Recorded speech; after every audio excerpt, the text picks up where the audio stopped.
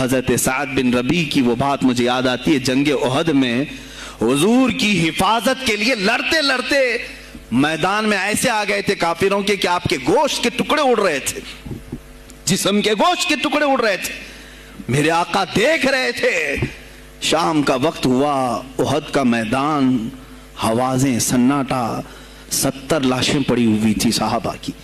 اللہ کے نبی نے پکارا، میرے سعد کو ڈھونڈو، کہاں ہے سعد، کہاں ہے؟ صحابہ کہتے ہیں ہم آواز دینے لگے، سعد تم زندہ ہو، رسول تجھے بلا رہے ہیں۔ حضرت سعد بن ربیع 7 لاشوں کے نیچے دبے ہوئے تھے اور سانسیں بھی چل رہی تھی، سانسیں چل رہی تھی۔ صحابہ نے جب آواز دینا شروع کیا کہ رسول پاک یاد کر رہے ہیں، وہیں سے وہ حرکت کرنے لگے، اندر سے آواز دی، اے جوانوں سعد زندہ ہے، میں یہاں لاشوں کے نیچے دبا ہوا ہوں۔ ہٹائی گئی لاشیں تو دیکھا ان کے جسم میں کچھ بچا ہی نہیں تھا، کچھ نہیں تھا، سب پھٹ چکا ہے، پیٹ کو تک چاک کیا گیا ہے، سانسیں باقی۔ سعد بن ربیع کہتے ہیں، اے صحابہ شاید میں رسول اللہ تک نہیں پہنچ پاؤں گا، حضور اونچے ٹیلے پر بیٹھے ہوئے ہیں، شاید نہیں پہنچ پاؤں گا، میرا سلام میرے نبی تک پہنچا دینا، حضور تک پہنچا دینا۔ لیکن آنے والوں کو کیا کہا جانتے ہیں؟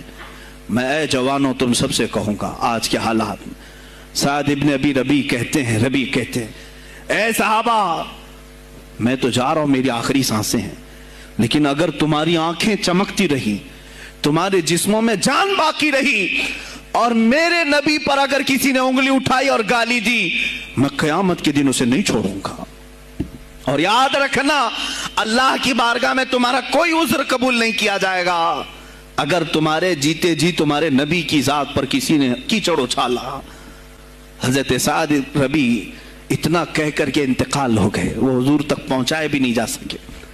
اے میرے عزیزو، اے جوانو، تم کیا سمجھتے ہو کہ تم دنیا سے اسی طرح نکل جاؤ گے؟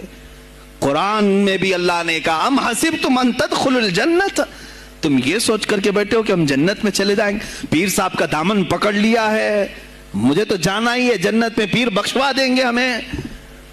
تم برس میں ایک مرتبہ 11ویں کر کے اور فاتحہ نیاز کر کے سمجھتے ہو اسلام کا حق ادا کر دیا؟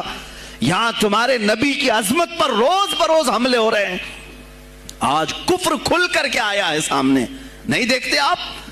کفر کھل کر کے سامنے آیا ہے، تعصب کے ساتھ ہر شہر میں جاتے ہوئے گنڈے للکار رہے ہیں اسلام کے خلاف۔ ہمارے ملک میں